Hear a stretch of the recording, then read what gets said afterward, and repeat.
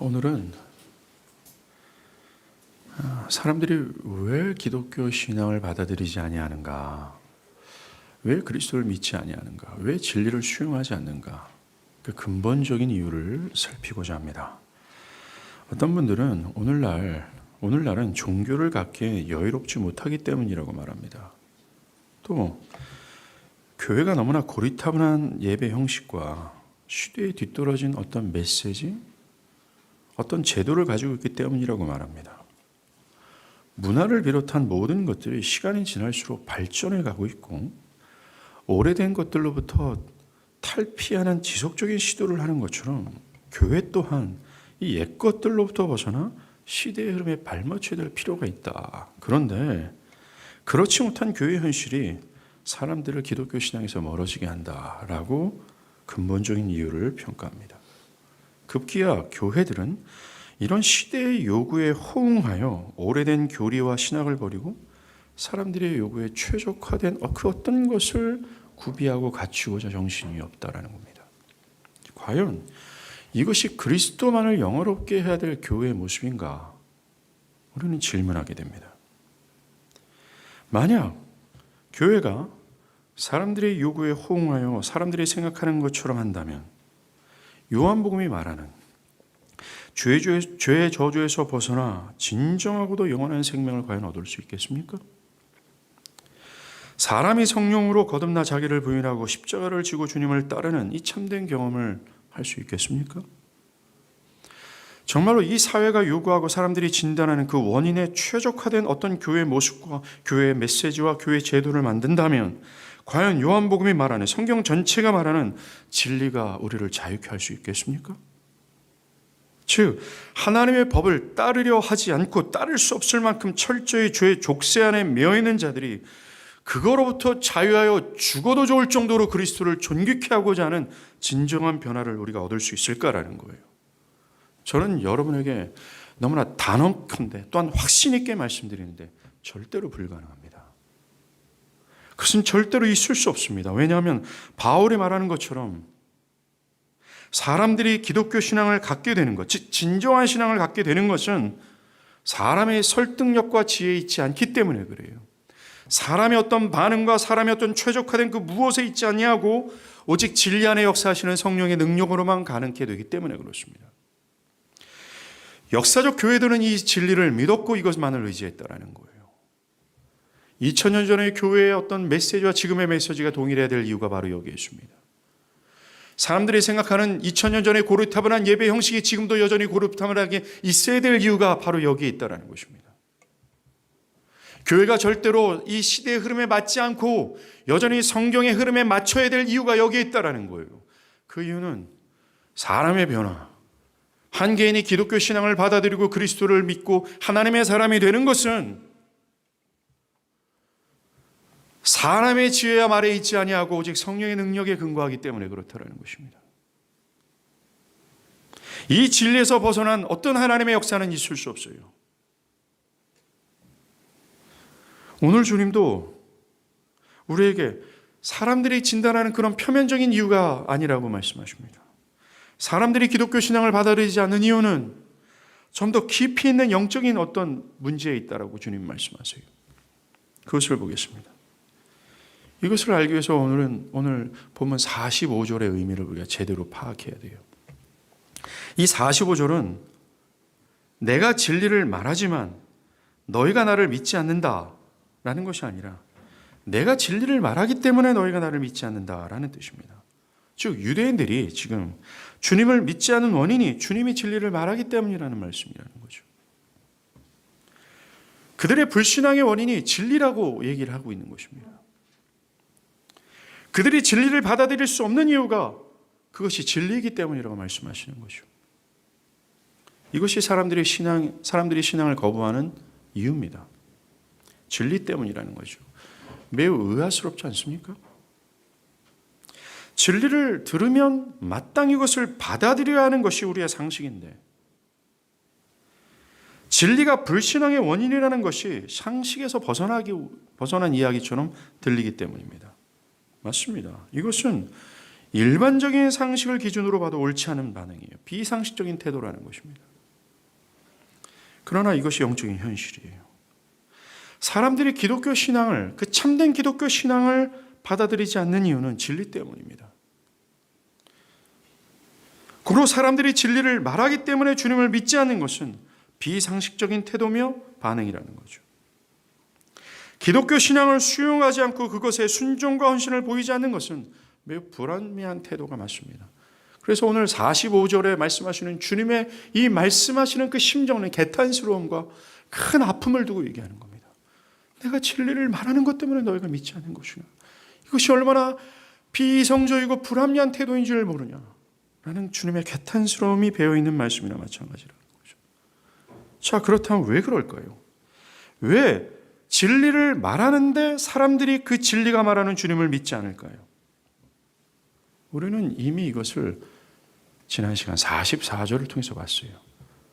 그 이유는 그들이 마귀에게서 났기 때문입니다. 즉 마귀에게 속해 있기 때문이라는 것이죠. 이 마귀에게 속한 자들은 거짓이 그들의 전인격을 장악하고 있을 뿐만 아니라 진리를 정하고자 하는 본성이 그들을 장악하고 있기 때문에 그래요. 그것으로 그들은 진리를 싫어하는 것이 매우 자연스러운 일이 되는 것입니다. 44절의 말씀처럼 이들은 마귀와 같이 자신을 하나님이라고 주장하는 거짓된 성향과 본성을 가지고 있습니다. 그래서 자신의 견해와 삶의 방향성과 생각하는 것이 진리며 그 진리를 따름으로 자기를 영화롭게 하는 것에만 집중해 있습니다. 그들은 마귀처럼 자신의 가치가 높아지고 인정받는 것에만 관심을 가질 뿐이라는 것입니다. 그들에게 진리는 자신들을 영화롭게 해줄 수 있는 그 무엇일 뿐 다른 것이 아닙니다. 자기가 높임을 받고 자기가 가치가 증명되어지고 자기 가치가 계속해서 높아질 수 있게 하는 어떤 돈, 번영, 권력, 그들에게 그것이 진리입니다. 마귀에게 속한 자들에게 진리는 다른 것이 아니라 바로 이겁니다. 그들은 다른 것을 진리라고 여기지 않습니다. 오늘날 사회를 보십시오. 사람들이 현재 미치도록 추구하고 집착하는 가장 주요한 것이 뭡니까? 돈입니다. 그 이유는 그들이 진리가 돈이라고 여기기 때문에 그렇습니다. 자신들을 영화롭게 해주는 것이 진리이기 때문에 그래요. 그 돈이 말입니다. 그래서 자신들을 죄의 저주에서 자유케 하는 이 기독교 진리인 자기를 부인하고 십자가를 지고 주님을 따르는 것은 결코 마귀에게 속한 자들에게서는 진리가 될 수 없어요. 그들에게는 이 기독교 진리가 자기를 부인하고 십자가를 지라고 하는 이 진리가 그들에게는 결코 진리가 될 수 없다는 것입니다. 그들에게는 이 기독교 진리가 자신을 유혹하는 것일 뿐이에요. 자신의 주권과 자유와 진리를 빼앗는 것일 뿐이라는 겁니다. 돈을 더 벌 수 있는 기회를 빼앗는 걸림돌이라는 거예요. 자기의 진리를 충돌시키는 걸림돌이며 자기 진리 체계 안에 꼭 있는 그들을 거칠게 하고 공격하는 그런 것밖에 안 된다는 것입니다. 이들이 원하는 기독교 복음이 뭔지 아십니까? 이들이 원하는 기독교 메시지, 이들이 원하는 교회의 모습이 뭔지 아십니까? 자기가 하나님이라고 고집하는 자신의 진리에서 벗어나지 않는 기독교라는 거예요. 자신의 견해와 진리 체계를 절대로 흔들어 놓지 않는, 그것을 능히 인정해주고 그것을 칭찬해주고 격려해주는 기독교. 자신의 재산과 시간에 피해가 가지 않는 것까지만의 신앙. 자신의 생각과 충돌하지 않는 기독교, 자신의 삶의 방향성에 대해서 저항하지 않고 응원해주는 기독교, 자신의 삶의 태도와 방향성에 어떤 문제제기도 하지 않는 기독교, 이것이 마귀에게 속한 자들이 원하는 종교의 진리예요. 그들이 원하는 기독교 진리며 그들이 원하는 교회의 메시지며 그들이 원하는 교회의 모습이라는 것입니다. 그들은 이것을 들을 때만이 기뻐하고 이것을 들을 때만이 귀를 엽니다. 오늘날 미국에서 시작해서 확산하고 있는 꽤 인기를 끄고 있는 교회가 있습니다. 일명 이머징 처치, 이머징 교회예요. 이들은 명확한 신학적 입장을 유보하는 대신 인간마다 다른 어떤 독특한 가치를 가지고 있고 독특한 견해를 가지고 있다는 것을 인정합니다. 쉽게 말해서 각자가 하고 싶은 대로의 신앙을 인정해 주는 겁니다. 그러면서 본래 기독교가 가지고 있는 신학과 교리는 현대인들을 오히려 교회에서 멀어지게 하는 것뿐이라고 생각합니다. 그래서 이들은 역사적 교회가 목숨 다해 사수했던 교리와 신학을 버리고 제3의 성향을 적극적으로 모색해 나가요. 자, 이들 교회의 예배의 특징을 보면 일단 설교 강단이 없습니다. 대신 대형 스크린을 앞에 걸어놓고 예배 분위기를 압도하는 감동적인 영상을 비추며 서라운드 음향과 서너 개의 촛불을 배경 삼아 청중들을 스스로 자유롭게 예배하도록 하는 겁니다. 그런 분위기 속에서 그들은 각자 성경을 읽거나 누구는 그림을 그리거나 누구는 음악을 즐기거나 누구는 기도를 하거나 너무나 통일성, 어떤 권위로 우리를 압박하지 마십시오. 우리는 자유롭게 하나님을 예배할 수 있습니다. 라는 태도를 인정해 줍니다. 설교는 성경의 의미를 드러내는 것보다 주로 설교자나 청중들의 자유로운 간증으로 채워나가고 있죠. 정말로 자기가 원하는 대로 자기의 육체의 욕심에 따라 자기의 중심성을 주장하는 마귀의 습성을 반영하는 본래에서 벗어난 어떤 기독교의 모습이에요.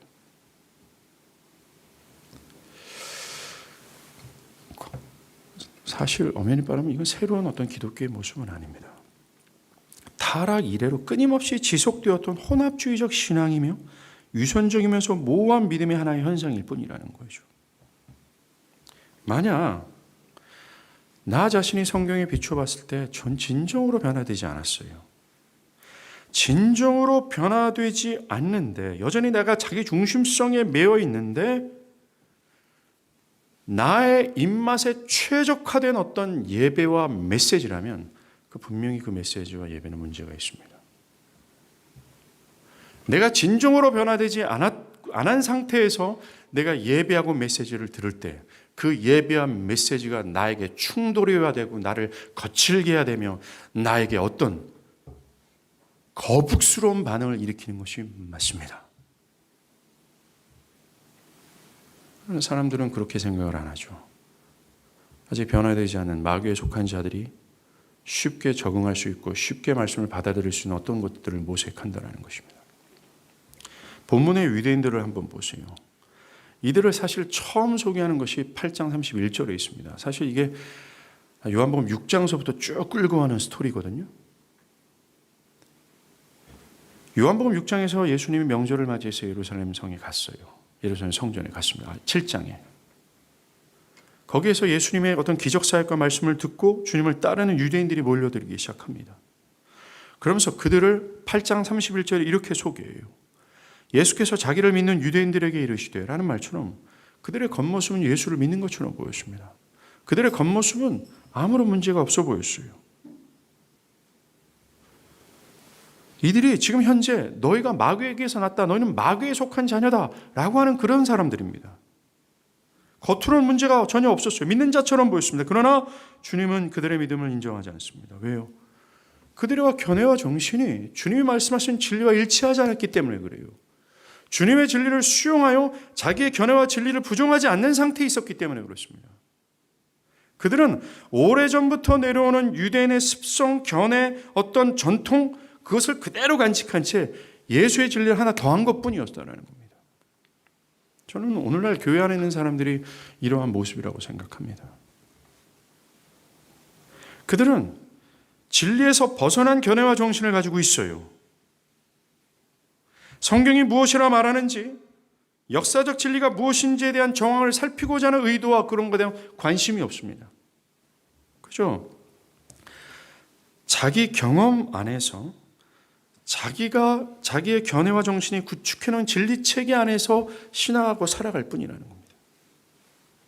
사람들은 로마서 10장 9절과 10절 사람이 마음으로 믿어 의에 이르고 입으로 시인하여 구원에 이르니라. 내 입으로 예수를 주로 시인하면 구원을 받으리라. 이 말씀을 오해합니다. 여기서 시인한다라는 원어는 법적 용어로서 어떤 증인이 증언석에 앉아서 이미 발생되어지는 사실을 근거로 말해야 되는데 발생되어진 사실이 아니라 자기가 임의대로 만들어낸 일을 증언한다면 어떤 법적인 처벌을 받게 되죠. 그거와 같은 의미라는 겁니다. 나는 죄인이며 나는 예수를 믿습니다 라고 말하면 자동적으로 구원을 얻는다는 의미가 아니라 이것은 성령을 통해 자신이 죽을 죄인이라는 사실을 경험적으로 깨달은 사실을 근거로 자신의 전 삶에 예수를 자신의 주인으로 또는 그리스도로 섬기며 살아가겠다라는 삶의 사실적 정황을 근거로 고백하는 것을 의미하는 거예요.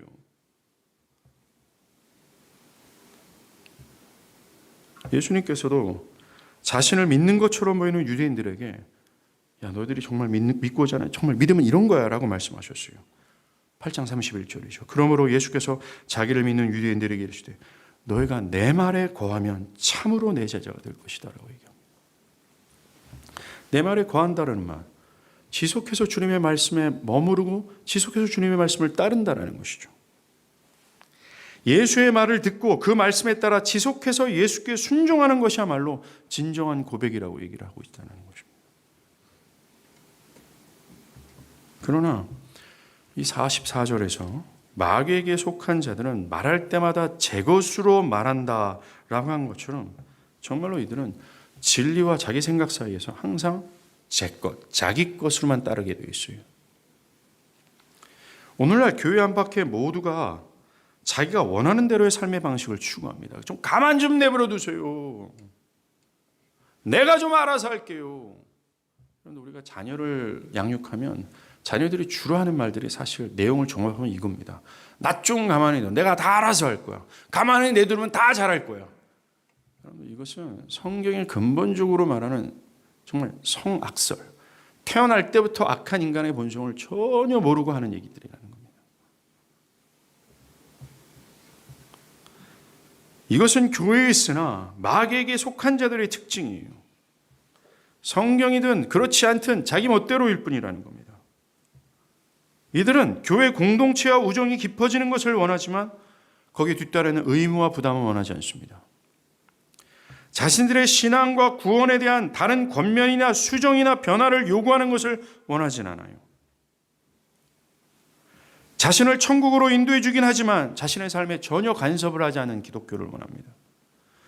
자기에게 유익을 주기는 하지만 헌신과 순종을 요구하는 기독교를 원하지 않습니다. 철저히 내가 원하는 교회의 스타일, 내가 원하는 예배 스타일을 따를 뿐 진리가 말하는 예배, 진리가 말하는 이런 거에 대한 관심이 별로 없어요. 저희 교회를 방문하는 여러 분들 중에 이런 분들이 있습니다. 목사님, 이 교회는 찬양 예배가 없습니까? 저는 이 찬양 예배가 제 마음과 어떤 제 신앙 스타일에 맞습니다. 저는 찬양 예배를 드리는 교회를 찾고 싶습니다. 하나님의 진리, 하나님의 중심은 온데간데 없고 철저히 사람 중심, 자기 중심의 예배를 어떤 지향하는 고백들을 하는 것을 보게 됩니다. 정말 사람들은 심판과 형벌이 없고 사랑과 관용만 있는 기독교를 원해요. 정말 진리와 내 생각 사이에서 철저히 자기 생각만을 따른다라는 겁니다. 누가 말이에요? 마귀에게 속한 자들의 증거가. 이들은 회개라는, 즉 삶을 전적으로 그리스도께 돌이키는 것이 구원의 필수가 아니다라고 말합니다. 하나님께서 요구하시는 것은 그저 주로 예수를 친구로 영접하는 것뿐이다 라고 생각합니다. 이들은 신앙을 위해 필요한 것은 변화나 거룩이 아니라 지금처럼 종교적인 행위일 뿐이다라고 얘기합니다. 천국에 들어가기 위해서는 이 세상을 거슬러야 하며 대가를 지불할 필요가 없다. 그죠? 믿는다 말해놓은 상태에서 어떤 천국행 티켓을 받으면 그뿐이다 라고 생각합니다. 그들은 이전과 같은 삶의 방식, 이전과 같은 삶의 견해, 이전과 같은 삶의 어떤 추구를 그대로 간직한 채 기독교라는 종교 하나를 그냥 끄집어낸 거, 오늘 본문의 유대인과 같다라는 것입니다.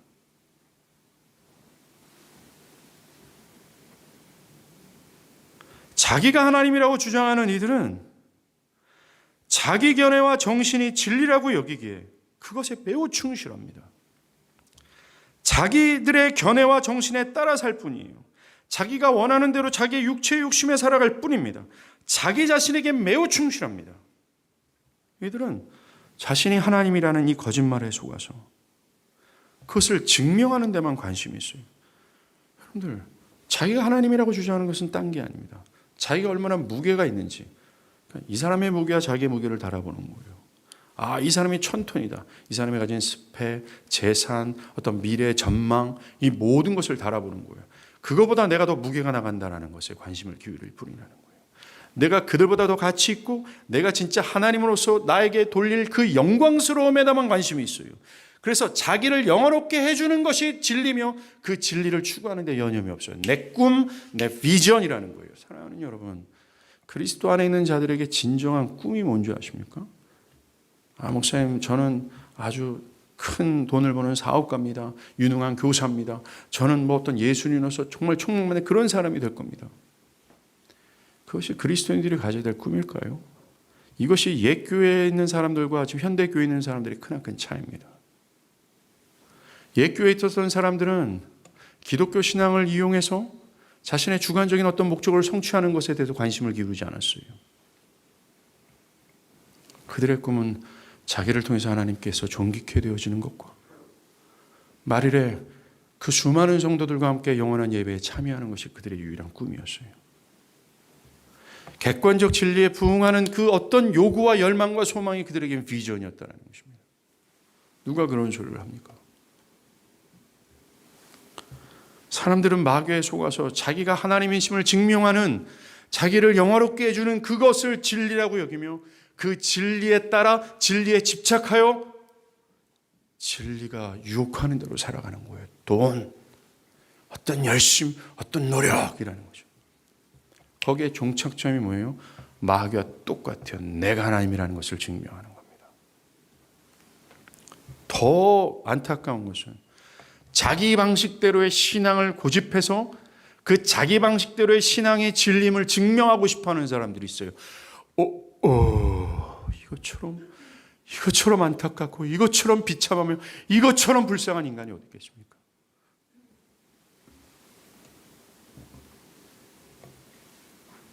주님은 말씀하십니다. 너희가 내 안에 거하지 아니하면, 즉 내 말과 내가 말하는 진리와 견해와 어떤 정신이 동의가 되고 수용이 되고 그것에 따르지 아니하면 가지처럼 밖에 버려져 마르나니 사람들이 그것을 모아다가 불에 던져 살 것이다. 44절에서 말하는 이 마귀에게서 난 자들의 특징 중 하나가 진리의 능력을 부인한다는 것이 있습니다. 경건의 모양은 있어요. 경건의 행위는 있습니다. 그러나 이 경건의 능력이 가져다주는 참된 변화와 죄와의 진정한 싸움과 하나님을 영화롭게 하고자 하는 삶의 몸부림이 없다는 거예요. 그죠? 그들의 진리는 이 사변적으로 아는 성경적 지식과 고백일 뿐입니다. 누구는 저렇게 변화되어도, 누구는 이 정도의 신앙적 태도만 보여도 된다는 식입니다. 모두가 다 자기를 부인하고 십자가를 지지 않아도 된다는 거예요. 그 경건의 능력을 누구나 보이지 않아도 된다는 겁니다. 자기는 여기까지만이라고도 충분하게 느낍니다. 그들은 경건의 능력을 부인하고 있어요. 어떤 사람은 성령은 나에게 이 정도까지만 변화를 허용하셨습니다라는 태도를 갖습니다.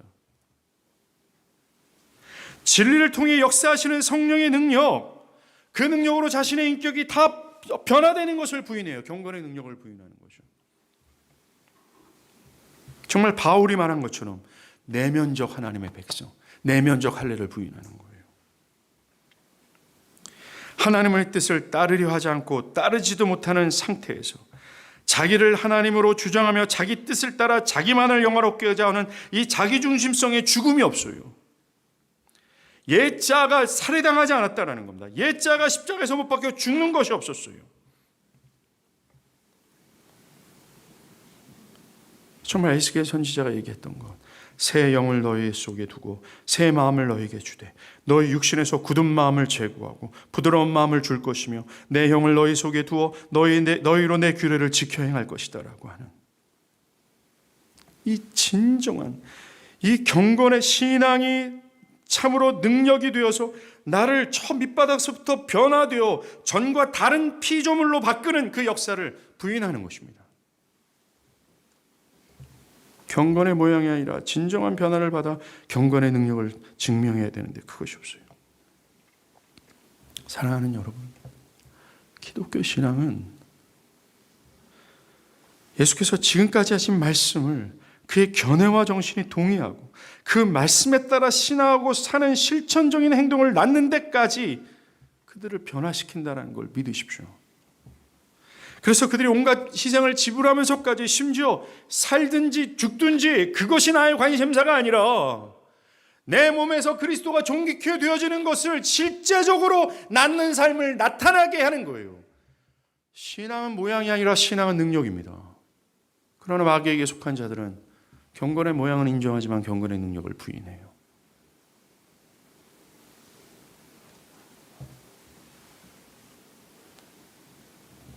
(44절에) 말하듯 마귀에게 속한 자들은 마귀와 쏙 닮아서 거짓이 그들의 전 인격을 장악하고 있어요. 그래서 진리를 싫어합니다.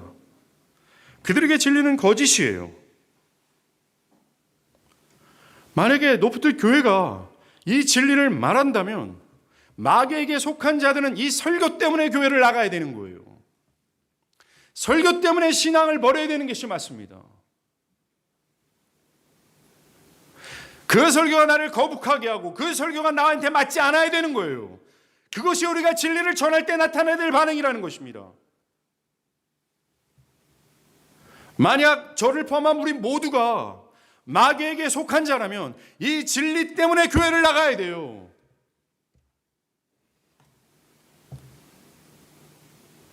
자기 중심성에 매여서 마귀와 똑 닮은 속성이 있는 사람들은 이 진리를 받아들일 수가 없습니다.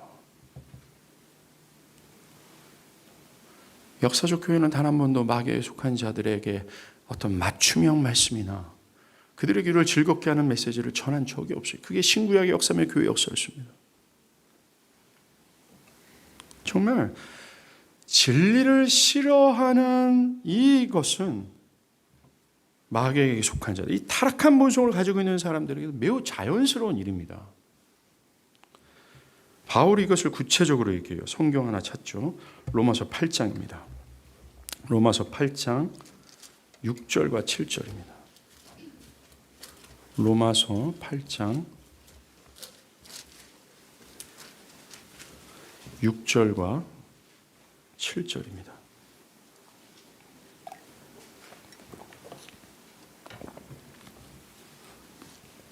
제가 읽을게요. 육신의 생각은 사망이요 영의 생각은 생명과 평안이니라. 육신의 생각은 하나님과 원수되나니 이는 하나님의 법에 굴복하지 아니할 뿐만 아니라 할 수도 없다. 이 구조는요, 영의 생각하고 육신의 생각 둘로 나누잖아요. 이것이 영의 생각, 육의 생각, 영의 생각, 육의 생각 이 둘로 나누는 것이요, 모든 인류가 이 두 부류로 나눈다는 전제를 까는 것입니다. 즉 세상에 존재하는 모든 사람들은 이 두 부류 중 하나에 속할 수밖에 없다라는 거죠. 육신의 생각이 있든지 영의 생각이 있든지. 다른 말로는 육에 속한 자, 영에 속한 자라는 거예요. 지금 살아가는 모든 사람들이 이 둘 중에 하나에 속해 있다는 것입니다. 이 세상의 사람들은 누구든지 다 육체의 지배를 받든 영의 지배를 받든 둘 중 하나라는 겁니다. 절대로 중간 상태는 없습니다. 이 두 상태의 차이는 매우 커요. 결과 또한 매우 큰 차이를 보입니다. 영의 생각에 속해 있는 사람들의 결과는 영원한 복락이지만 육의 생각에 속해 있는 사람들은 파멸이며 형벌입니다. 현재는 이 결과는 아직 나타나지 않았지만 현재는 두 상태의 열매들만 나타날 뿐이라는 거예요. 두 상태가 만들어내는 작용들만 그 차이를 나타낼 뿐이라는 겁니다. 그걸 한번 보시겠어요? 두 차이는 이렇습니다. 바울이 말한 구절에서 영의 생각, 육의 생각이라고 할 때 이 생각이 어떤 의미냐면요, 생각은 그를 움직이게 하는 원리다라고 할 수 있습니다. 이 단어의 원어적인 뜻은 마음의 주도적인 능력과 작용을 의미하는 거예요. 곧 습관적인 마음의 방향성이나 정서의 성향을 포함한 실천적인 이성의 능력을 가리키는 거예요. 자세히 볼게요. 모든 정성을 기울여서 그것들을 생각하되 마음 편하게 생각하는 이성의 작용을 가리키는 겁니다. 때론 어떤 것들에 우리의 정성을 모아서 집요하게 달라붙을 정도로 이해한다는 뜻으로 번역하기도 하는 거예요. 그런 원리를 가지고 생각하는 것들을 향하고 애착을 가지고 경우에 이 단어를 사용합니다. 즉 여기서 말하는 생각이란 자연적으로 끌리는 것, 자연적으로 수용하고 싶어하는 것, 뭔가 추구하고 싶어하는 것, 어떤 집착하고 싶어하는 것, 정성을 기울여서 그것을 추구할 때 마음이 편해지는 것, 이것을 생각이라고 하는 겁니다. 그래서 영의 생각이라고 하면 여기서 말하는 영은 성령으로 거듭난 사람들의 상태를 뜻하는 겁니다. 성령으로 거듭난 자들에는, 성령으로 거듭난 자들에게는 새로운 어떤 영적인 생명의 원리가 심겨져요. 그전에는 어떤 다른 판단, 그전과는 다른 판단 기준, 쉽게 말해서 하나님의 진리에 따라 살아가고 싶어하는 원리가 심겨지는데, 육의 생각은 성령께서 심으신 새로운 원리에 따라 생각하는 것을 뜻하는 겁니다. 볼게요. 거듭난 자들 안에 심겨진 성령의 원리에 따라 자연스럽게 그 사람의 마음의 방향성과 이성의 능력으로 그쪽으로 발휘되는 거예요. 사람의 정성을 기울여서 편하게 생각하며 또한 정성을 모아서 집요하게 애착을 가지고 끌리는 것이 뭡니까? 성령께서 새롭게 심으신 생명의 원리라는 거예요. 그쪽에 끌린다는 것입니다. 그쪽의 원리를 추구하고 싶고 그쪽의 원리에 따라 신앙하고 살고 싶어하는 거예요. 진리가 마땅히 수용할 만한 것이고 그것에 끌리고 그것에 따라 신앙하는 것이 기쁨으로 여겨지는 것입니다. 이것이 매우 자연스러운 거예요. 영에 속한 사람들은요. 영의 생각은 하나님의 진리를 따라 살고 신앙하기에 자연스럽습니다. 그쪽으로 끌리고 자연스럽게 정성을 기울이고 성령의 원리에 따라 움직이기를 기뻐해요. 당연히 나타나면서 주의 말씀을 따르고 주의 말씀을 헌신하고 순종하게 되는 거죠. 이것이 영의 생각이라고 얘기해요. 그러나 반대로 육의 생각은 다릅니다. 그래서 육신은 모든 악한 행동을 유발케 하는 타락한 본성의 상태를 육신이라고 얘기해요. 즉 거듭나지 않는 자의 상태를 뜻하는 겁니다. 전적으로 타락한 그대로의 상태의 사람들로서 우리가 지난 시간에 다뤘더니 마귀에게 속한 자들이라는 것입니다. 즉 육의 생각은 모든 악한 행동을 유발케 하는 부패한 원리를 따라 사는 것이 자연스럽고 부패한 원리에 따라 마음의 방향성과 이성의 능력이 끌립니다. 어떤 부패한 원리에 끌리며 거기에 정성을 기울여 부패한 원리를 따라 움직이기를 기뻐하는 거예요. 육신적으로 생각하는 사람들이 에베소 2장 1절에 나오는 허물과저로 죽은 사람들이에요. 육체와 마음에 원하는 것을 하는 본질상 진노의 자녀입니다. 그래서 육신의 생각은 하나님과 원수되고 하나님의 법에 굴복하지 아니할 뿐만 아니라 할 수도 없어요. 진리를 따를 수 없다는 것입니다. 그들은 자연스럽게 부패의 원리를 따르기 때문에 그래요. 이것이 거듭나지 않는 자들에게 매우 자연스러운 현상입니다. 그들 안에 자연스럽게 진리를 거북하게 여기고 진리에 끌리지 않고 자연스럽게 진리가 합당하게 여겨지지 않아요. 기쁨이 되지 않는 겁니다. 부패한 원리가 그들 안에 역사하고 있기 때문입니다. 그래서 그들에게 진리를 말하고 또 말해도 이 육의 생각의 범주 안에 있기에 자연스럽게 그들은 진리 반대편으로 끌리게 되어 있어요. 진리가 안 끌립니다. 진리가 기쁘지 않아요. 그리고 내가 진리를 따르지 않는 것에 문제의식을 느끼지 않고요. 진리를 따르지 않는 것이 자기에게 진리처럼 느껴지는 겁니다. 이게 육의 생각이라고 해서. 그래서 사도 바울은 얘기를 하는 겁니다. 육신의 생각은 하나님의 법을 따르지 않을 뿐만 아니라 따를 수 없는 상태에 있다고. 왜냐하면 그들에게 끌리는 것이 그거, 그들이 정성에 기울여서 끌리는 것이 반대편이라고 얘기하기 때문에 그래요. 이것이 사람들이 진리 때문에 신앙을 거부하는 이유입니다. 사람들이 진리를 수용하지 않는 이유예요. 사람들이 기독교 신앙을 받아들이지 않는 이유는 표면적인 이유에 있지 않습니다. 교회는 2000년 전부터 지금까지 그대로였으며 교회가 말하는 메시지는 그대로였습니다. 고리타문 예배와 사람들의 심령의 저항감과 적개감을 불러일으키는 메시지를 그대로 전했지만 그래서 하나님께 속한 자들은 거듭났으며 마귀에게 속한 자들은 그것을 기쁨으로 여기지 않았어. 그 진리를 따지 않는 것을 진리라고 여기며 살아갔습니다.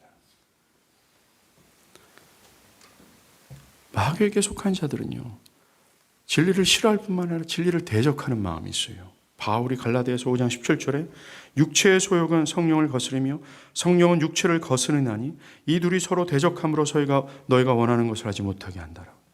예. 성령이 내 안에 그리스도를 계속 존귀케 해요. 그리스도가 유일무이한 구원자다. 너가 목숨 다해 따를 만한 가장 선하신 하나님이시다. 자기를 부인하고 십자가를 짓고 따라가야 될 믿음의 대상이다.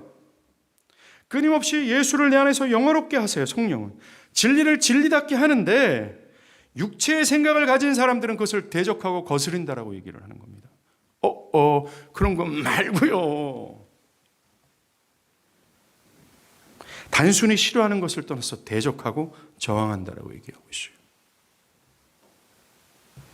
이처럼 불신앙은 단순한 어떤 이해의 부족, 인간의 선택에 근거하는 것이 아니라 마귀의 거짓과 기반에 종속되어 있는 것이 근본적인 이유라는 거예요. 자, 여러분이 어떤가 한번 보십시오.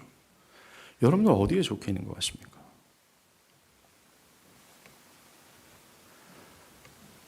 겉으로 믿는데 아무런 문제가 보이지 않는 유대인과 같은 태도를 취하고 있지는 않습니까? 여러분도 정말 육신의 생각에 속해 있나요? 영의 생각 안에 속해 있는지 한번 보십시오.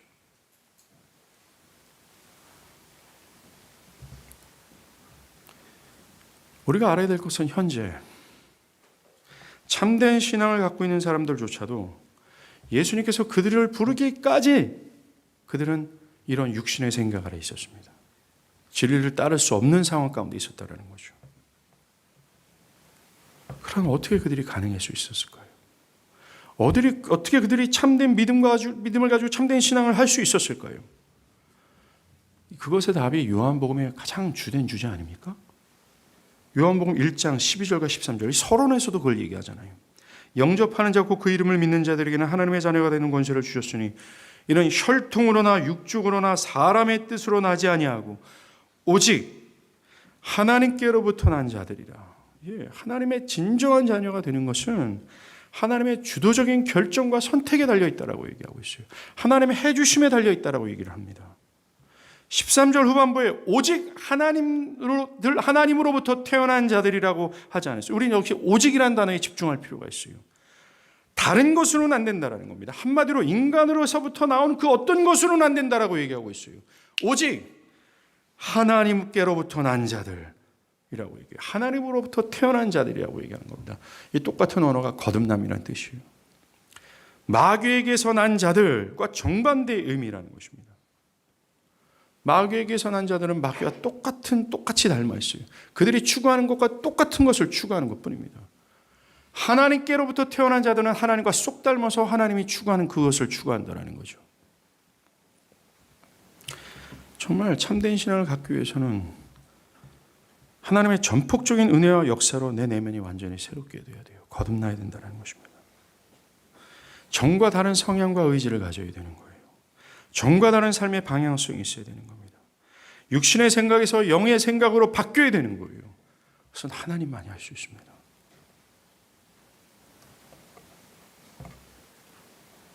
이 역사가 있을 때야 비로소 마귀적 속성과 본성이 사라지게 되는 거예요. 진리에 대한 저항감과 적대심이 사라지는 것입니다. 자기를 주장하는 것이 사라지고 진리의 헌신과 복종을 보일 수 있어요. 여러분, 오늘 본문 마지막 절에 예수님은 클리어하게 얘기하잖아요. 하나님께 속한 자들은 하나님의 말씀을 듣나니 너희가 듣지 아니하면 하나님께 속하지 아니하였습니다. 이게 가능케 되는 거죠.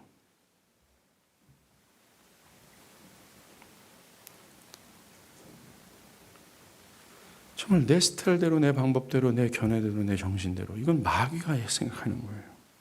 주님을 믿는다는 것은 주님의 역사로 마귀에게 속한 자가 육신의 생각에 따라 사는 자가 변화되는 것이 선행돼야 돼요.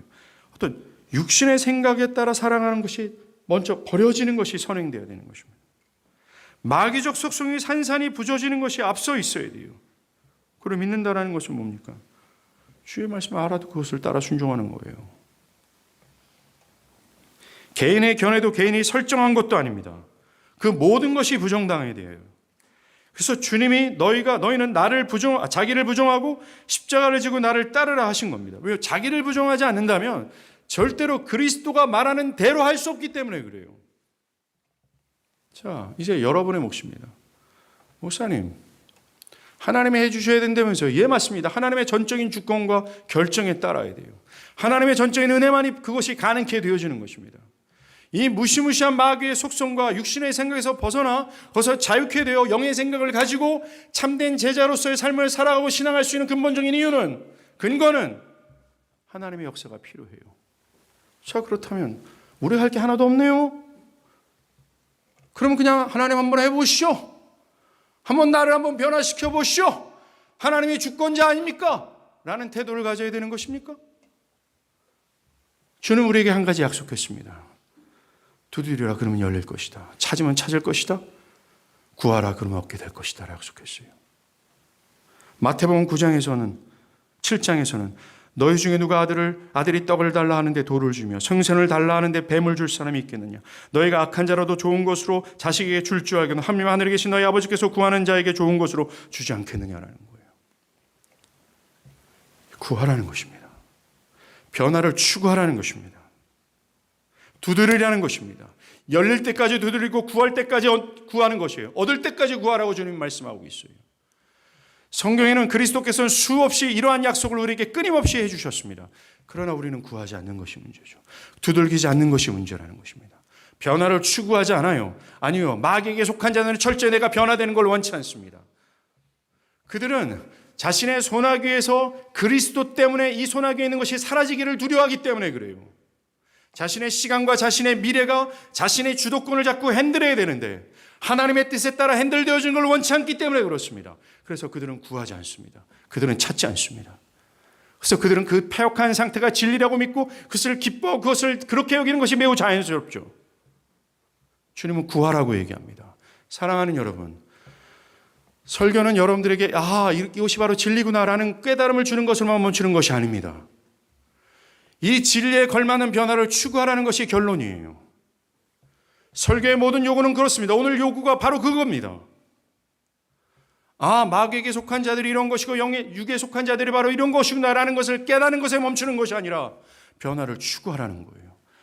변화를 간구하라는 것입니다. 여러분들은 어떻게 하겠습니까? 여러분들은 어떻게 하겠습니까? 지금 이대로 갈 겁니까? 정말 마귀에 속한 자로서 마귀와 함께 영원한 형벌 가운데서 죽음을 맞이하게 될 겁니까? 아니면 좋은 것을 주실 거라는 사실을 믿고 하나님께 나의 변화를 추구하며 나의 변화를 간구할 겁니까? 여러분들 어떻게 할 겁니까? 몫은 여러분께 있습니다. 기도하겠습니다.